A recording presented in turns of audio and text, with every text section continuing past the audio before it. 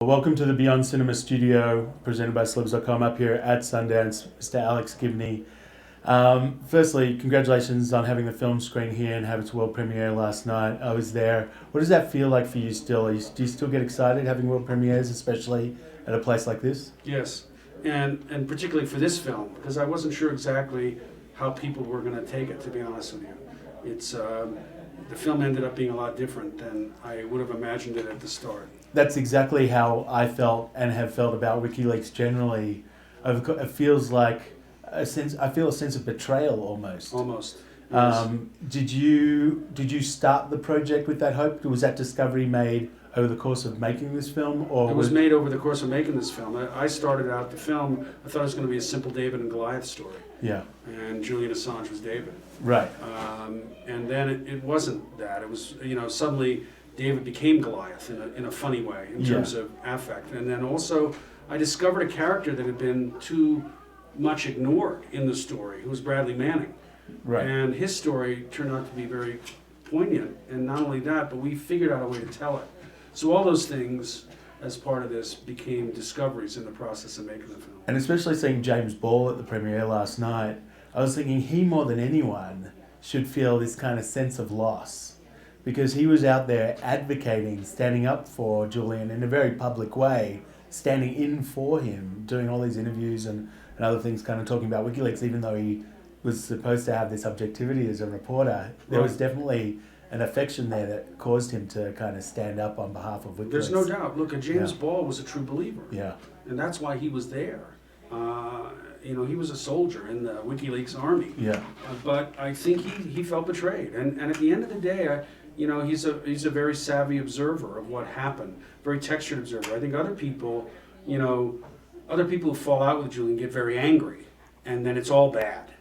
James can see the good and the bad. He can see the gray, not just the black and the white. Even though you saw this happening and it happened in front of your eyes, did you find yourself holding on to your image that you wanted him to, the kind of the picture that you wanted him to be? Did it take you a while before you allowed yourself to present him as he is now, perhaps a little flawed? Well, I think what I ended up doing was finding a way to present both. Yeah.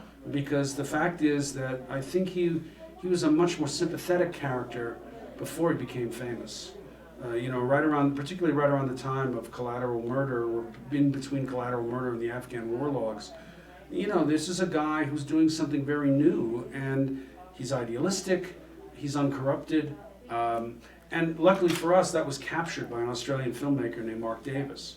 And, we spoke to Mark and then included him kind of in the story, sort of a story within the story, right. A film within the film.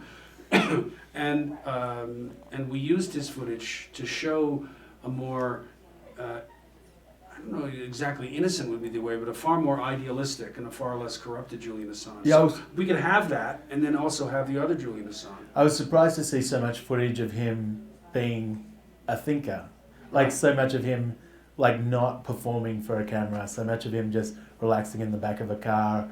It seemed like he was engaged and always kind of considering something, and perhaps that led to that paranoia. This is where he's inventing it. Yeah. You're watching him invent WikiLeaks, and that's really exciting. You're also watching him before he's famous, walking around all by himself. One of my favorite shots is him just standing alone, munching on some kind of candy bar at a train station. Nobody's around him. You're used to seeing this media scrum whenever he goes anywhere. Yeah. He's a complete, hobo.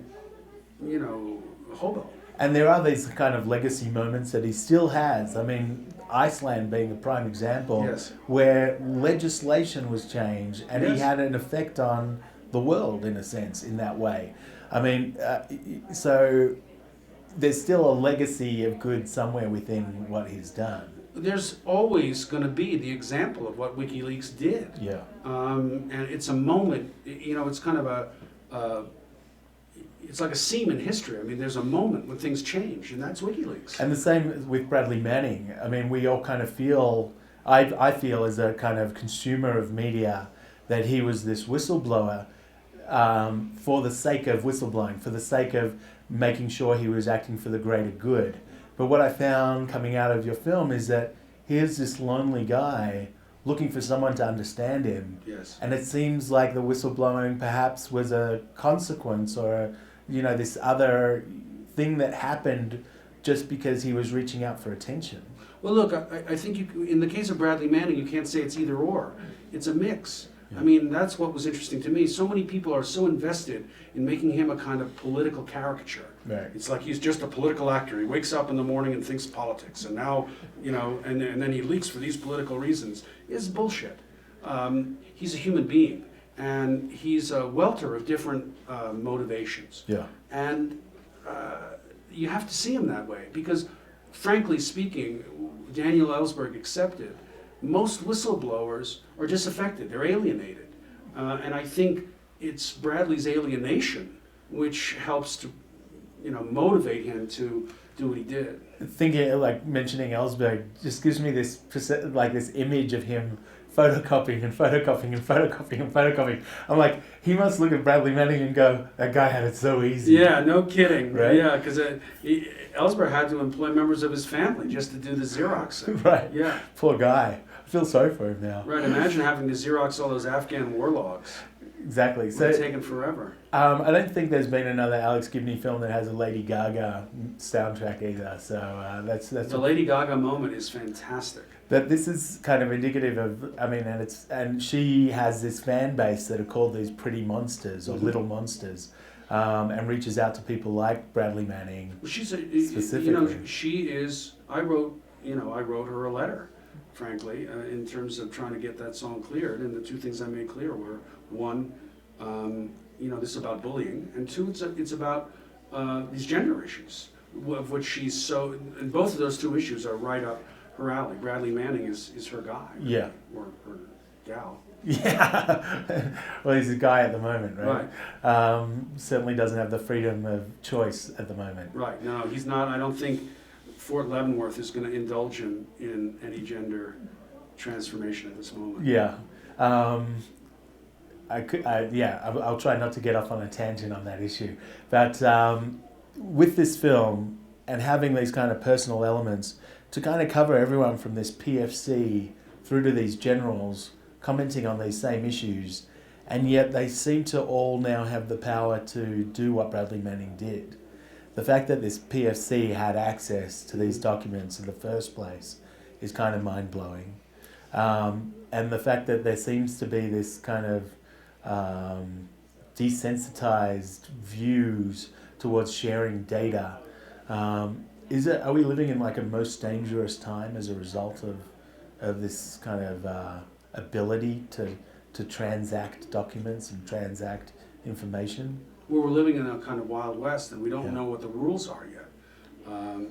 Never before have governments had so much power to surveil and to invade our privacy and to keep secrets. But never have private citizens had exactly that same countervailing power to explore, to leak. So, and it can all be done at the, at the click of an electronic impulse. Right. So, and we're trying to figure out the rules. And now, you're right, Bradley Manning, I mean, the idea that he had the opportunity to do this, I think the military is motivated to sort of emphasize the idea of Bradley Manning bad guy so that they can take the heat off themselves. There's a certain amount of scapegoating going on here. Yeah. And in terms of Arab Spring and its relationship to these releases of these papers, do you see a direct result between kind of the democracy, this sweeping declaration that these people wanted a sense of democracy anyway, and the timing of the WikiLeaks happenings? Yeah, it's too simplistic to say there's a cause and effect. Yeah. WikiLeaks cables come out, democracy spring, Arab Spring happens. No. But I think they did contribute to the momentum building in Arab Spring. Yeah. And that's a fact, because they kind of peeled back the curtain, the Wizard of Oz curtain, and suddenly you see these diplomats saying very honest things about what's really going on in these countries. Yeah. And it validated everybody's sort of inchoate beliefs about the way things work, because here are these analysts saying it, but it was being hidden behind this realpolitik curtain. But suddenly, and some of them are very, honestly, very inspiring, some of the State Department cables. Yeah. So I think it was hugely important in terms of the Arab Spring process. Yeah, it seems like it's high school rules all over again. It's like everyone's saying stuff behind everyone's back, and eventually someone's going to find out. The fact is that the diplomacy, the idea of these people with their hands on their lapels, making grand speeches, obviously behind all of that facade is human behavior. It's petty, pathetic, and sometimes noble and magnificent, as we all are all the time. Firstly, let me just say, on behalf of all journalists, please slow down. It's getting hard to keep up with all these great projects you got coming out. We're still kind of processing Mea Mex Maculpa, which is enjoying its way into the world still as well. So congratulations on having so many projects that have these kind of important issues that people want to get behind and talk about. And we look forward to the next one. Many thanks. Cheers. Appreciate it.